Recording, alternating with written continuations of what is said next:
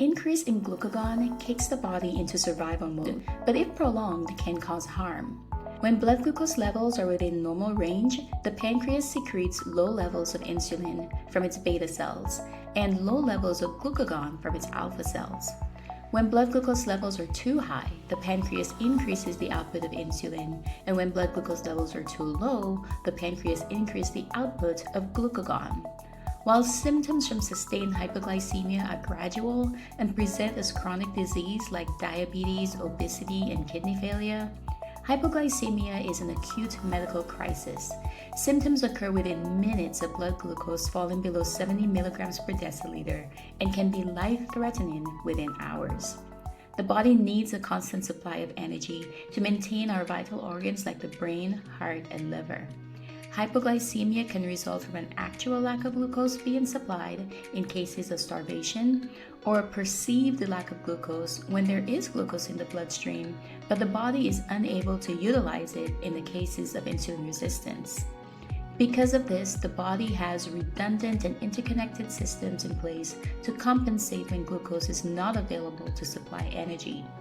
When glucose from food is not available, the body shifts to glycogenolysis. When resources for glycogenolysis are depleted, the body moves to gluconeogenesis. When resources for gluconeogenesis are depleted, the body shifts to ketogenesis as a source of energy. In glycogenolysis, the liver converts glycogen back to glucose as a source of energy. In gluconeogenesis, new glucose molecules are formed from non-carbohydrate sources including fatty acids, amino acids, and lactate. In ketogenesis, the body will transition from using glucose for energy. Instead, the liver breaks down fatty acids into ketones, which are used as a direct source of energy. For a deeper dive into these emergency sources of energy, head over to pharmacology.com.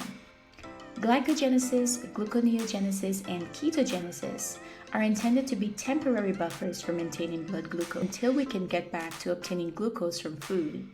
These are survival pathways, and they are all triggered by an increase in glucagon secretion. Remember, glucagon when glucose is gone. Stress hormones like cortisol, vasopressin, and adrenaline are secreted along with glucagon. Our bodies are not designed to function under stress for prolonged periods of time. This is why insulin resistance, where there is a perceived lack of glucose and therefore an oversecretion of glucagon, is so harmful to the body.